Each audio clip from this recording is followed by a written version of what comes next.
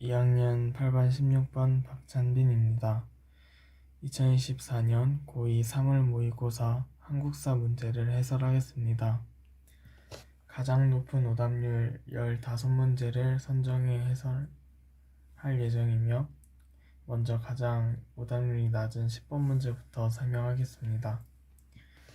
지금 여기서 가장 중요한 키워드는 고종의 장례일과 남탑골공원입니다. 이 두 개로 알 수 있는 건 이 민족 만세 운동이 3.1 운동을 뜻한다는 건데, 3.1 운동은 이제 고종의 서거로 장례식을 앞둔 민족대표 33인이 독립선언문을 낭독하고 이후에 학생들과 시민으로 퍼져나간 대규모 운동입니다. 이제 이 3.1 운동은 이제 3.1 운동에 미친 영향이 총 두 가지가 있는데, 하나는 이 3.1 운동을 기점으로 일제가 무단에서 문화 통치로 바뀌었다는 것이고, 그리고 이후 임시정부 수립의 계기가 되었다는 것입니다. 선지를 보면 지금 전국에 척화비가 세워졌다. 이거는 이제 조선 고종 때 이야기고요. 그리고 50 총선거 얘기는 이제 그냥 1948년에 실시되었기 때문에 이거는 이 문제와는 무관합니다. 그리고 교육입국조서 반포는 1895년 고종 때 있었던 일이고요. 마지막이 일제가 이른바 문화통치를 시행했다. 지금 3.1 운동이 끼친 영향 두 가지 중 첫 번째에 해당하는 선지입니다. 그래서 답은 5번입니다. 그 다음으로 오답률 14번째로 하는 13번 문제로 가겠습니다. 밑줄 친 시기에서 볼 수 있는 모습으로 가장 적절한 것은, 여기서 가장 중요한 키워드는 중일전쟁일 것 같습니다. 이 중일전쟁 때는 이제 1937년에 일어난 전쟁이고, 그리고 이 중일전쟁 때는 이제 일제강점기였기 때문에 일제가 이 전시 상황에 필요한 노동력을 이제 그 조선으로부터 강제적으로 동원했고, 그리고 이 시기에 또 민족 말살 통치를 본격화했습니다. 제가 옆에 자료를 가져왔는데, 이렇게 지금 1937년에 일제가 민족말살 통치를 본격화시키고, 그리고 중일전쟁이 일어나고, 그리고 한국신민 서사를 암송하게 하고, 이런 일들이 한 해에 일어난다는 것을 알 수 있습니다. 지금 그래서 여기 보면 선제 보면 한국신민서사 암송을 강요하는 관리, 이게 1937년 중일전쟁 시기에 볼 수 있는 모습으로 적절하니까 13번의 정답은 5번이 되겠습니다. 다음으로 3번 해설하겠습니다.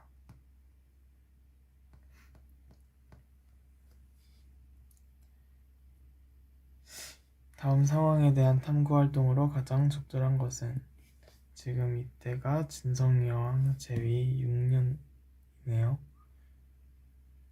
네. 그리고 읽어보면 지금 도둑들이 일어났다. 견훤은 왕위를 넘보는 마음을 품고 있다. 이 정도가 핵심 키워드가 되겠습니다. 네. 그리고 진성여왕은 신라 말 인물이기 때문에 진성여왕 제위가 이 시대가 신라 말이라는 것을 알 수 있게 해주는 키워드고요. 이 진성여왕은 일단 저로서는 굉장히 좀 쓸데없는 왕, 말 그대로 진성여왕이 아니라 진상여왕 같은 느낌입니다. 왜냐하면 이 진성여왕이 이제 굉장히 사치를 많이 부려요. 네. 그래갖고 뭐 한 정책들 중에 세금 독촉, 자신이 사치를 부리기 위한 세금을 백성한테서 뽑아내고, 그리고 또 하필 이 진성이왕 시기에 전염병이 돕니다. 그리고 흉년도 발생하고요. 그 때문에 이런 세 가지 요인들로 인해서 유랑민이 발생합니다. 이렇게 국가가 힘들어지면 뭐가 생겨날까요? 네, 농민봉기가 일어나죠. 곳곳에서 농민봉기가 일어나는데, 일단 뭐 예를 들면 뭐 원종과 애노의 난, 적고적의 난, 뭐 북원 양길의 난, 궁예의 난, 뭐 여러 가지 있습니다. 그 중에서 우리가 주목해야 될 거는 견훤의 난인데요. 견훤의 난은 여기 있죠. 네. 견훤의 난은 이제 전라도나 충청도 일대 해상 세력가라고 할 수 있는 그런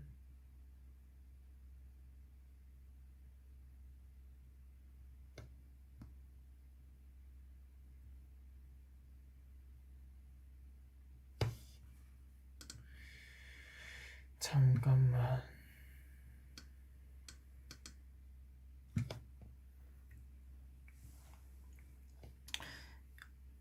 네, 농민봉기가 일어나겠죠. 그래서 이 농민봉기 중에 몇 가지만 설명해 보자면, 일단 원종과 애노의 난이 있고, 그리고 궁예의 난이 있고, 그리고 견훤의 난이 있습니다. 궁예가 난을 일으킨 건 후에 후고구려를 건국하게 된 계기가 되고요. 견훤의 난은 후 백제를 건국하게 됩니다. 후 이후에. 네. 그리고 이 3번 견훤의 난에서 좀 얘기해보면, 이 견훤이라는 사람은 이제 지방 호족 세력이었습니다.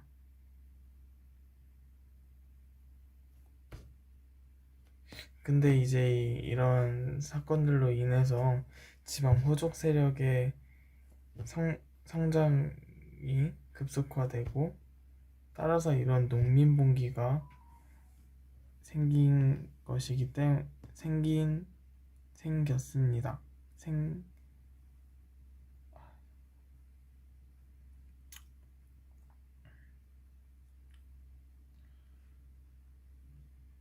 네, 견훤에 후백제가 있습니다. 네. 그리고 이 아까 말한 이 세 가지 상황으로 인해서 당시 국가의 기강이 문란해지고, 그리고 도둑들이 많이 일어나고, 여기 위에 나와 있는 것처럼 도둑들이 많이 일어나고, 그리고 견훤 등의 호족 세력, 이 견훤 있죠? 이 견훤들의 호족 세력이 지방에서 성장을 했습니다. 그래서 지금 선지를 보면 호족 세력의 성장 배경을 조사한다. 네, 그러면 이 상황과 맞는 탐구 활동으로 적절한 것으로 판단될 수 있습니다.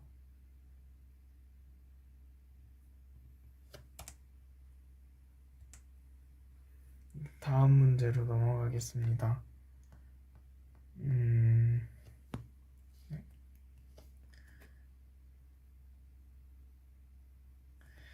자, 가 시기에 볼 수 있는 모습으로 가장 적절한 것은, 일단 기몽도 나왔죠. 기몽도가 나왔다는 것은, 이거는 조선 후기 라는 시대적 배경을 가진다는 것을 알 수 있습니다. 여기 자리짜기 서당도 더하여 김홍도가 그린 것 중에는 씨름도도 있죠. 네, 일단 그 이외에도 좀 키워드를 살펴보면 몰랑 양반, 상품화폐 경제의 발달, 서민의 교육기회 확대, 이 정도가 있을 것 같습니다. 네, 일단 김홍도는 풍속화를 주로 그리는 그 인물이고, 아까 제가 말했듯이 씨름도나 서당도, 자리짜기 등이 예시로 들 수 있습니다. 조선 후기의 그 경제 문화를 얘기해 보자면, 일단 이 몰랑 양반이 생기고, 그리고 서민들이 양반으로 신분 상승하는 그런 계기가 많이 생기면서 신분 질서가 흐려지고 양반 인구가 증가하는 형태를 보였습니다. 그리고 이 조선 후기에는 시장의 확대도 일어났는데, 이 시장의 확대로 인해서 상품 화폐의 경제가 발달하고, 이 때문에 상평통보가 보급이 되었습니다. 네, 그리고 서민의 교육 기회도 확대되었고요. 선지를 보면 지금 말한 것 중에 있는 게 이제 상평통보로 물건을 사는 상인, 제가회의는 아닙니다. 제가회의는 이제 고구려 초기 일이기 때문에 아니고, 몽골군 처인 부곡인, 이거는 처인성 전투 관련 얘기고, 그리고 이거 두 개 다 신라 얘기고, 네, 이 상평통보가 상품 화폐 경제 발달로 인해서 생긴 것이기 때문에 정답은 2번이 되겠습니다.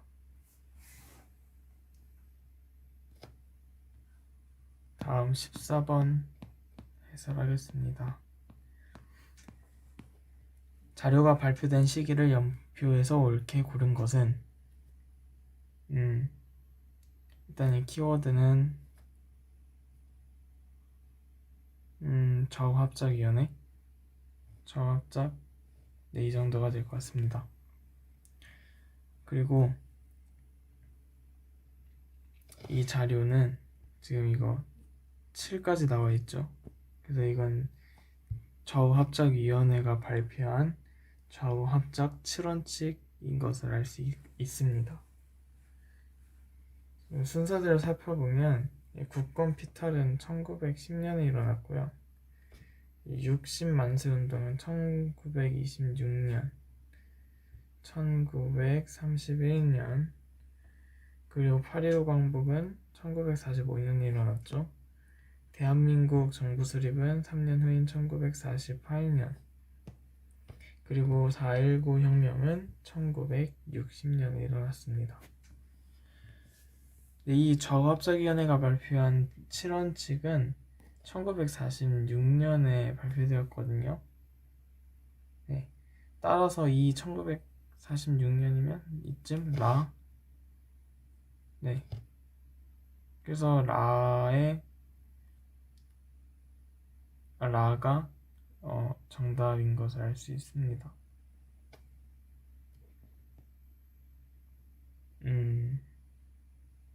다음 문제로 넘어가겠습니다.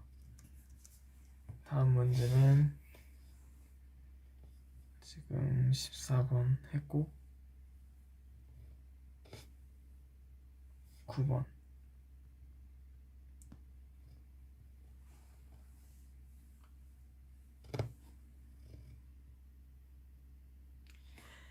가사건의 배경으로 옳은 것은, 네, 지금 문제를 보자마자 프랑스군 있고 강화도 일대, 네, 부대 항전, 한선민 양원세 부대 항전, 태각 과정에서 기증원 문화재와 재물을 약탈해 갔다. 네, 자, 지금 보이죠? 어느 정도. 네, 이 글은 병인양요에 대해서 이야기하고 있고요. 이 병인양요의 원인은 그 전에 일어난 병인박해입니다. 병인박해가 이 병인양요의 원인이고, 이제 흥선대원군이 프랑스의 신부를 비롯해서 이제 천주교도들을 다 처형시킵니다. 이게 병인박해고, 그리고 그 이후에 프랑스가 이 병인박해를 구실로 강화도를 점령하는데, 그게 바로 병인양요입니다. 처음에는 프랑스가 강화도를 먼저 점령하고 우위를 점하고 있었는데, 이제 문수산성의 한성군과 정족산성의 양원수가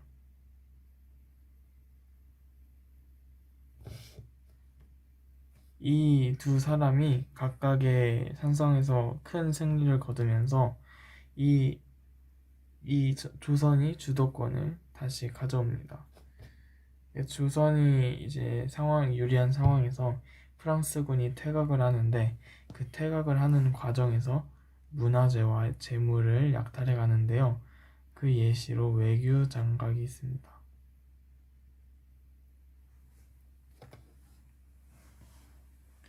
네, 그래서 정답을 보면 옳은 것은 병인박해가 일어났다. 이게 정답이 될 것 같네요. 배경이라고 했으니까 먼저 일어난 사건, 이 병인박해라는 배경으로 인해서 병인양요가 일어났기 때문에 1번이 정답이라고 할 수 있습니다. 그 다음 19번. 네, 가에 들어갈 내용으로 가장 적절한 것은 네, 지금 보면 이 두 남녀는 남자가 닉슨 독트린의 발표와 냉전 체제의 완화가 박정희 정부 시기 남북 관계에 어떤 영향을 주었을까? 라고 물어보고 있네요. 닉슨 독트린의 발표, 그리고 박정희 정부가 키워드가 되는 것 같습니다. 그다음 여자는 남북한은 남북 적십자 회담을 개최하고 비밀 리해 접촉을 이어갔어. 그 결과 최초로 자주 평화 민주적 대단결의 통일 원칙에 합의한 뭐가 이 가에 들어갈 내용을 찾는 문제인 것 같군요.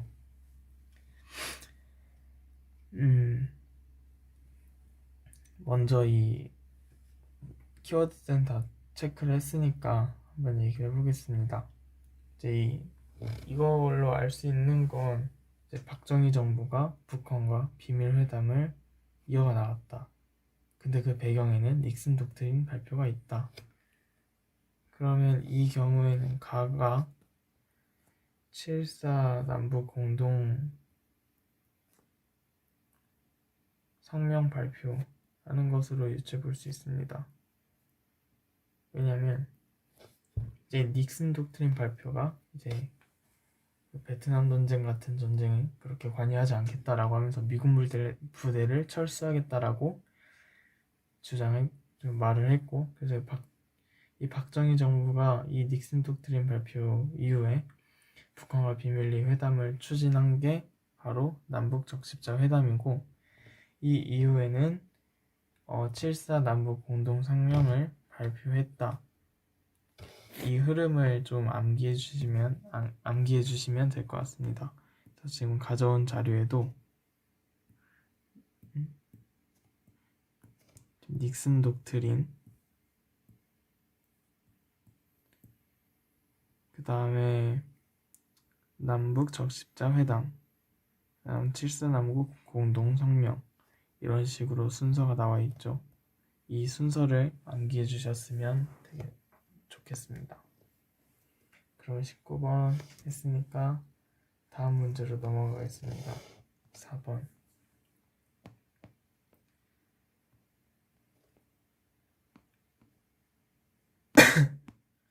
4번 가구광이 시행한 정책으로 옳은 것은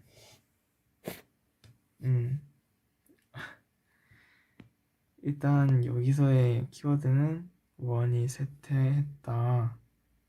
그리고 원의 간섭에서 벗어나고자 했고, 그리고 이건 정책들 같네요. 정동행성 이문서 폐지, 연호 사용 중지, 쌍성 총관부 공격, 그리고 이 공격이 성공해서 영토를 회복했다. 그러면 이때 가에 들어갈 것은 공민왕인 것 같습니다. 공민왕 정책들, 이것들 모두 공민왕의 정책이죠. 이제 공민왕의 정책은 여러 가지가 있는데 좀 소개를 해보자면 크게 두 가지로 나뉩니다. 반, 원, 자주 정책이 있고 왕권 강화 관련 정책이 있습니다. 일단 반원자주 정책의 예시로는 몽골풍 금지, 그 다음에 여기 나온 것처럼 원연호 사용 중지, 그 다음에 친원파를 숙청했고요. 정확히는 친원파 기철일당을 숙청했습니다. 그 다음에 쌍성 총관부를 공격했고요.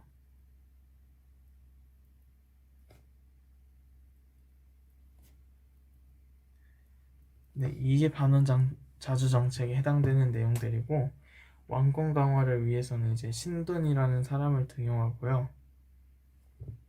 그리고 이 신돈이라는 사람이 전민 변정도감을 설치합니다.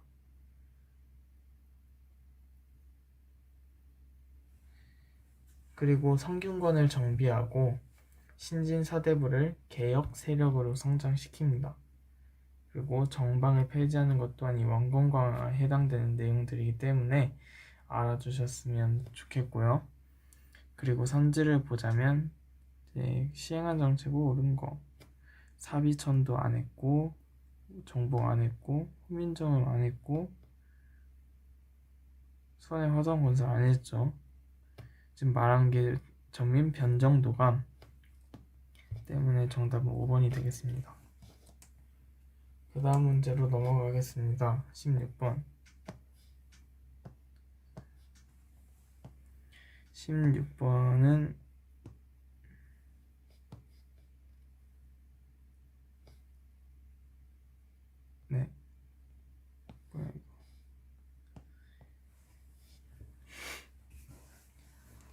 밑줄 친 이 운동에 대한 설명으로 옳은 것은 이라고 나와 있네요. 지금 보면 시나리오의 주요 장면에 나주역, 그리고 광주 지역 학생, 그리고 이런 경문들이 눈에 띕니다. 네, 지금 다들 아셨겠지만 이 운동은 아셨을라나? 광주 학생 항일 운동입니다. 네, 큰사 이원분들은 모두 다 아시겠죠? 똑똑하시니까. 뭐래니? 자, 네, 광주 학생 항일운동입니다. 광주 학생 항일운동은 전국적으로 확산된 대규모 시위이고, 이제 이 신간회라는 조직 있죠? 많이 들어봤을 텐데, 이 신간회라는 조직이 진상조사단을 파견합니다. 이 진상조사단을 이 광주 학생 항일운동에 파견하고, 그 이후에 이제 광주 학생 항일운동을 지원해줍니다. 네, 이게 중요하고요. 이거랑 연결 지어서 생각해 주셨으면 좋겠고, 그래서 지금 시험에 자주 나오기 때문에 지금 선지를 보면 신간의 지원을 받았다 바로 나오죠. 이게 1번. 네, 그래서 1번이 정답이 되겠습니다. 다음 문제로 넘어가겠습니다. 탑 6, 탑 6, 12번. 가 도시에서 있었던 사실로 옳은 것은 외관이 설치되어 있고요. 그리고 6.25 전쟁 당시 임시 수도 역할이었고요. 경부 고속도로가 건설되었으며 부마 민주항쟁. 이 부마 민주항쟁은 부산, 마산, 민주, 항쟁이죠. 그러면 지금 이 도시가 부산 아닌 마산인데 뭐 6.25 당시 임시 수도라고 했으니까 저희가 지금 6.25 당시 때 이제 북한군의 이제 공세에 밀려갖고 정부가 부산까지 이전한 적이 있었죠. 그래서 지금 가는 부산이다 라는 것을 알 수 있습니다. 부산에 외관이 설치되어 일본과의 무역이 이루어졌다. 네, 이것도 맞는 말이고요. 그리고 뭐 서울, 부산, 고속국도 뭐 이런 식으로 많이 들어보셨잖아요. 그래서 서울로 이어지는 경부고속국도가 건설되었다. 서울과 부산 사이에. 네, 이것도 맞는 이야기 같습니다. 그래서 부산에 있었던 사실로 옳은 것을 골라보자면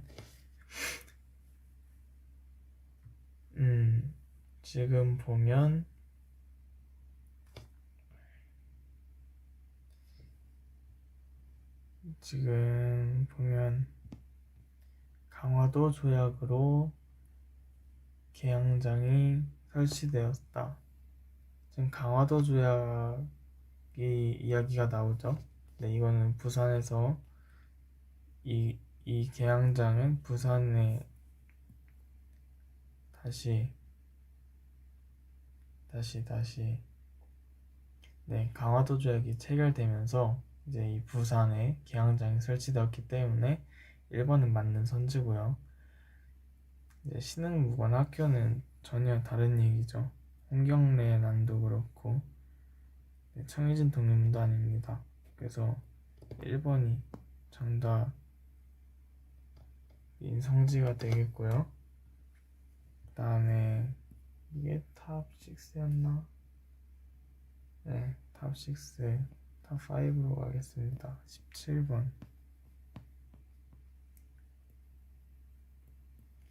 지금 대한민국 임시정부 산하 소속 가군사 조직에 대한 설명으로 옳은 것은 해놓고 지금 대한민국 임시정부의 산하 소속이다. 이 대원들이 연합군의 일원으로 활약했음을 입증하는 새로운 기록이 영국 국립문서보관소에서 발견되었습니다. 문서에는 이들의 활약상과 그에 관한 영국 측의 호의적인 평가 등이 구체적으로 나타나 있습니다. 인도 미얀마 전선에 파견된 사진 속의 대원들은 영어와 일본어 모두에 능통하였으며 그곳에서 일본군을 상대로 포로 신문과 심리전 등을 수행하였습니다. 미얀마 전선에 파견되었다는 게 가장 큰 힌트 같은데요. 이거는 한국 광복군입니다. 이제 한국 광복군은 대한민국 임시정부의 지침에 따라서 이제 인도 미얀마 전선으로 파견이 됐었는데 이때 이 미국 전략 정보국의 지원을 받아서 국내 진공 작전까지 계획을 했는데 이제 뭐 미국이 으로 인해 일본이 먼저 항복해버리면서 작전을 이행하지 못했지만 그런 작전을 계획했었고요. 그리고 대한민국 임시정부 산하 소속 맞고요. 네. 그래서 지금 보면 지금 한국 광복군 하면 기억해야 될 게 이 미얀마 전선 파견됐었다. 그리고 대한민국 임시정부의 산하 소속이다. 그리고 OSS 미국 전략 정보국과 진공 작전을 계획했다. 이 세 가지를 기억해 주시면 될 것 같아요. 그래서 지금 보면 이번에 국내 진공작전을 계획했다 라고 바로 나오죠. 네. 그래서 17번의 정답은 2번입니다. 그럼 바로 20번으로 넘어가겠습니다. 20번. 위즈진 대통령의 재임 기간에 있었던 사실로 옳은 것은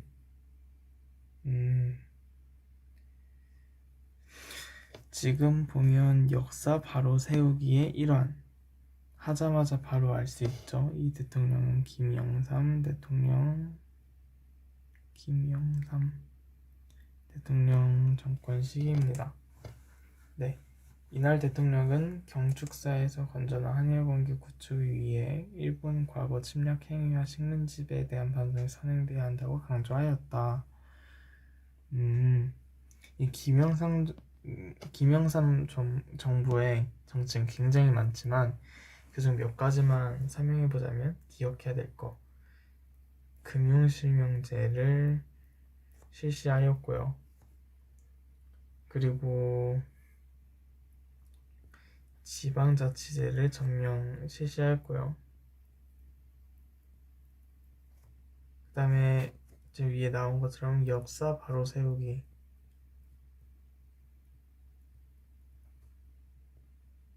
그 다음에 OECD를 가입했습니다. 그리고 김영삼 정권 시기에 있었던 가장 임팩트 있는 사건이 IMF입니다.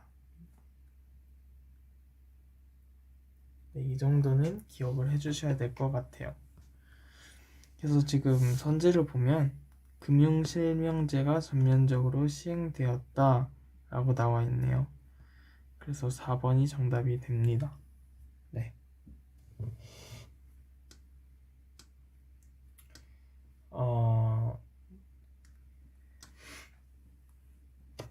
그리고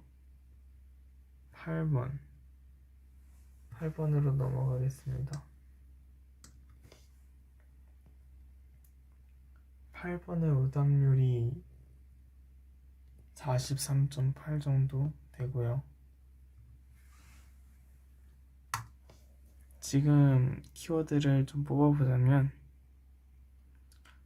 전봉준 등이 복고민과 체포고민 기차 아래 전개아니고 패전개혁을 통해서 새로운 세상을 만들고자 한 운동이었습니다.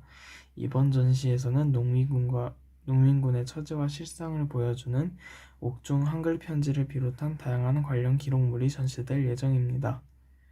라고 나와 있습니다. 네, 그럼 이 가의 사건은 병인양요인 것 같고요. 병인양요란다. 운동이 병인양요란다. 가 운동은 동학 농민운동인 것 같고요.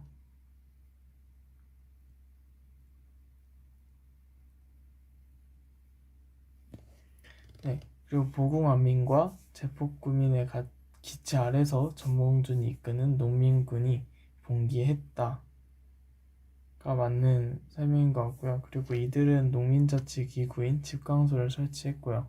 그리고 패전개혁을 추진한 것이 맞습니다. 패전개혁을 추진했고요. 그래서 옳은 것을 골라보자면 8번의 정답은 3번이 되겠습니다. 집강소를 통해서 개혁을 추진했기 때문에 3번이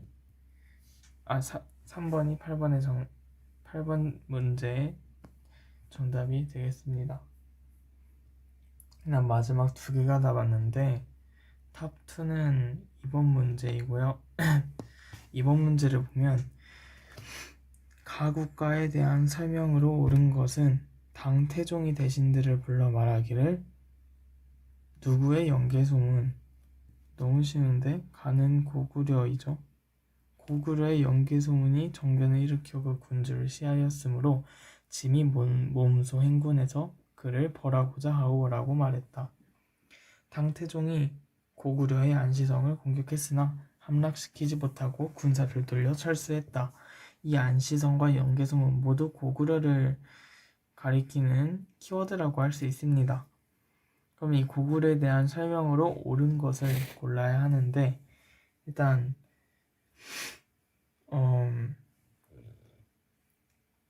일단 고구려 경국대전을 편찬하였다.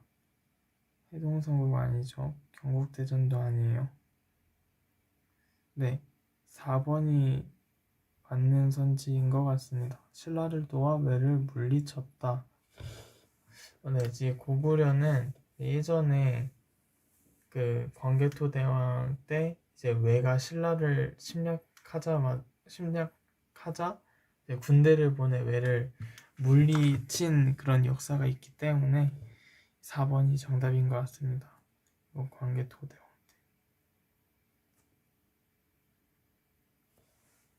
그 다음 마지막 오답률 탑 1 넘버원 문항번호로 6번. 오답률이 가장 높은 54.6% 6번 문제를 한번 보겠습니다. 일단 키워드를 먼저 체크해보면 급료를 받지 못한 구식군인들이 키워드겠네요. 별기군의 일본인 교관을 죽였고요. 공사관을 습격했습니다. 네, 민경호를 살해했고요. 그럼 이건 이모군란이 되겠네요. 네, 이제 이모군란은 별기군과의 차별 대우에서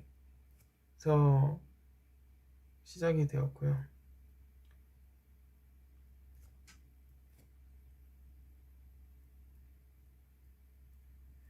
그리고 이 결과로는 재물포조약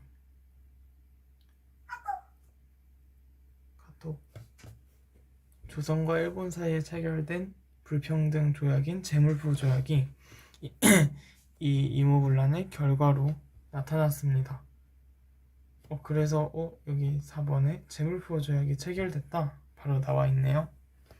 그래서 6번의 정답은 4번이 되겠습니다.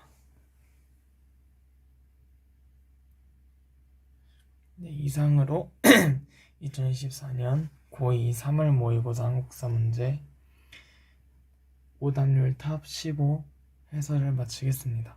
감사합니다.